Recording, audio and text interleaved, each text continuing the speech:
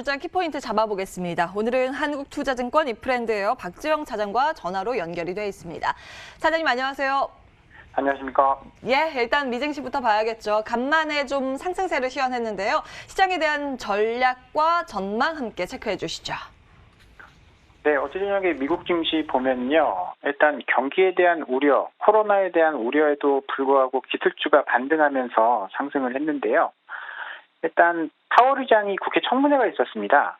그러면서 통화정책이 FOMC에서 이야기한 것처럼 어떻게 보면 경기를 살리는 데는 영향을 줄 수 있겠지만 이거를 뭐 지속하기에는 좀 어렵다. 재정정책이 필요하다. 이런 이야기를 계속 해오고 있었거든요. 이번에도 이제 같은 이야기를 강조를 했고요. 그러다 보니까 지금 미국에서는 공화당과 민주당이 합의를 볼 생각이 없는 상황에서 오전장에는 좀 하락을 했었거든요. 다우도 좀 밀렸었고. 하지만 이제 아마존, 애플 이런 대형 기술주의 목표가 상향 조치 뭐 이런 거에 힘입어서 아마존이 5% 이상 급등하면서 이제 기술주 반등하고 나스닥이 이제 강세를 보이면서 다우와 S&P도 따라서 올라가는 모습을 보였거든요. 근데 지금 걱정되는 거는 코로나19가 계속 확산이 되고 있습니다. 그러면서 비대면 기술주, 뭐 어떻게 보면 아마존도 온라인 쇼핑이 굉장히 빠르게 성장하고 있기 때문에 비대면 이제 코로나의 수혜주라고 볼 수 있는 그런 상황인데요. 일단 영국이 서킷 브레이크를 발효를 했습니다. 10시 이후에는 술집 영업 금지하는 전국 단위 봉쇄 조치를 발표를 했고 미국도 어제 사망자가 20만 명을 넘어서고 있다라고 하면서 굉장히 충격적인 뉴스들이 쏟아져 나왔거든요. 1일 확진자도 5만 2천 명을 넘어서면서 지금 뭐 트윈데믹이라고 이야기를 할 정도로 계속 상황이 안 좋아지고 있는 모습입니다. 그래서 이제 3월 달에 반등했었던 것처럼 3월 달에 반등 국면에서 비대면 관련 기술주들이 강세를 보였거든요. 어제 미국도 비슷하다라고 볼 수 있을 것 같습니다. 지금 뭐 경기는 살아나고 있다라고는 하는데 코로나가 다시 확산되면서 기술주 위주의 강세를 보인 하루였다라고 보면 될 것 같습니다. 예, 사실 말씀을 주셨습니다만 이 코로나19가 다시 좀 화두로 거론이 되고 있고 사실 전거래일의 뉴욕 증시에서 아마존의 상승도 코로나 확산에 대한 우려감 때문에 수혜가 예상된다 이런 논리로 좀 올랐던 건데 그러면 기술주에 대한 방향성은 어떻게 점검하고 계시고 또 아무래도 국내에서 그 테슬라에 직접 투자하고 계신 분들도 계셔서 테슬라에 대해서도 언급해 주시면 좋을 것 같고요. 예, 함께 체크해 주시죠. 일단 기술주는 3월 이제 4월로 올라왔던 것처럼 보기에는 좀 어려울 것 같고요. 일단은 과도하게 올랐기 때문에 최근 기술주들이 가격 조정을 받는 구간이다라고 생각을 하면 좋을 것 같아요. 그래서 백신이 나오기 전까지는 상승과 하락을 반복을 할 겁니다. 뭐 아마존 같은 경우에도 지금 3월 저점이 $1,600였는데 지금 2배가 넘게 올라가 있는 그런 상황이거든요. 그래서 잠시 쉬어가는 타이밍이 나오고 있는 구간이고요. 뭐 장기적으로 봤을 때는 기술주의 성장을 의심하는 사람은 없을 거예요. 하지만 주가가 많이 올랐다라는 것은 그만큼 부담적인 요인도 있는 거거든요. 실적 뭐 밸류에이션도 그렇지만 수급적인 측면에서도 최근에 뭐 손정희 회장의 뭐 기술주 옵션 투자 이런 것들 때문에 그러니까 차익 매물 내놓을 시기를 보는 사람들이 많아졌거든요. 그래서 조금 쉬어가는 타이밍, 상승과 하락을 반복하면서 기간 조정이 나올 가능성이 저는 있다라고 보고 있고요. 그리고 배터리데이 이후에 테슬라 주가 향방을 좀 주목을 해봐야 될 것 같습니다. 지금 한 3시간 가까이 테슬라 배터리데이가 진행이 됐는데 방금 전에 마쳤거든요. 그래서 어제 주가는 5%가량 하락을 했고 배터리데이 진행하면서 시간으로 주가가 소폭 상승하는 듯 보였는데 막판에 뭐 별 얘기가 없었다. Q&A 뭐 진행을 하면서 별 얘기가 없었다라고 하면서 주가가 시간으로 많이 하락하고 있거든요.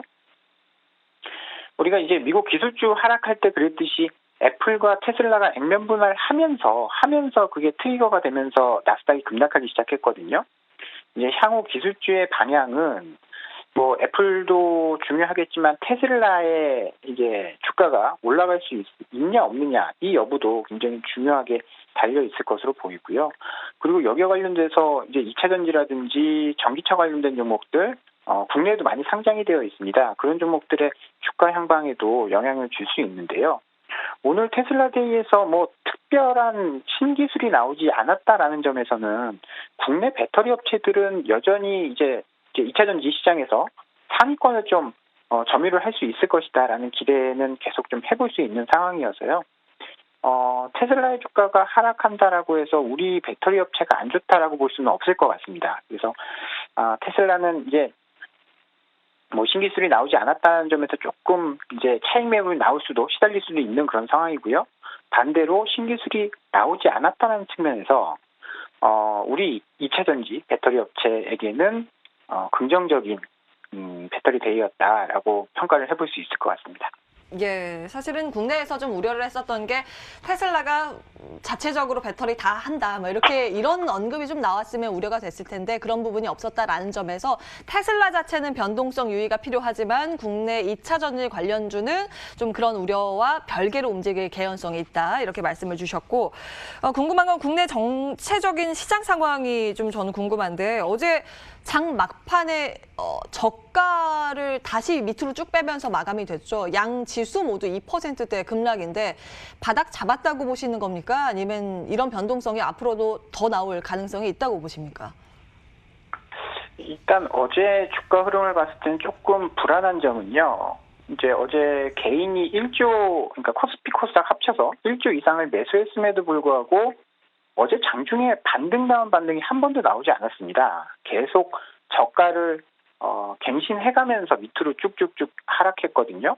기존에는 주가가 좀 많이 빠졌다라고 생각한 개인들이 매수를 하면서 시장을 끌어올리는 경향이 있었는데 어제는 그런 모습이 보이지 않았어요. 코스닥도 2%대가 연속 이틀째, 그러니까 이틀 동안에 한 5%가 급락을 하면서 시장이 약간 공포심에 쌓이는 것이 아닌가라는 걱정이 좀 들기도 했었는데요. 일단은 오늘 같은 경우에는 좀 낙폭이 과도했던 종목들 반등도 살짝 기대를 해볼 수 있을 것 같습니다. 이제 코로나 확산이 미국은 비대면 기술주 강세로 이어졌지만 국내는 확진자가 이제 확연히 줄어들고 있는 상황이거든요. 조금 대조적이라고 볼 수 있습니다. 일단 뭐 단순 비교는 어렵지만 결국 키 맞추기가 나올 거거든요. 이제 순환매로 본다면 최근에는 9월 초에는 경기 민감주가 굉장히 좋았습니다. 대신에 기존의 주도주라고 했었던 기술주들이 많이 좀 조정을 받았거든요. 그러한 순환매가 좀 나올 수 있는 그런 타이밍이다라고 볼 수 있을 것 같고요. 테슬라 배터리 데이가 뭐 기술주에 악영향을 미칠 수도 있겠지만 저는 별게 없었고 거기서 이야기한 전기차, 자율주행, 2차 전지 이런 쪽 관련된 업종들은 수혜를 받을 수 있다라고 보고요. 배터리 데이에서 한 달 뒤에 자율주행차, 그러니까 뭐 테스트 버전이지만 자율주행차, 완전 자율주행차를 발표를 하겠다, 뭐 이런 이야기를 했거든요. 그렇게 되면 자율주행과 관련된 뭐 그런 업체들 오늘 하루 기대를 해봐도 좋을 것 같고요. 여전히 2차 전지 업체와 협력을 안 하고는 자동차를 만들 수 없다라고 발표를 했습니다. 그래서 2022년까지 계속 협력 관계를 유지하겠다라고 했기 때문에 어제 그 급락에서도 2차 전지 업체는 강세였거든요. 오늘 조금 더 이어갈 가능성이 있다라고 보고요. 올해 테슬라 전체 자동차 지금 매출이 한 30-40% 증가할 것이다라고 이야기를 했기 때문에 전기차 관련된 업체들 기대를 해봐도 좋을 것 같습니다. 네, 시장에 대해서는 여러 가지 좀 기회를 모색할 만한 포인트가 있다 잡아주셨습니다. 오늘 장 키포인트 한국투자증권 박재영 차장과 함께했습니다. 고맙습니다. 감사합니다.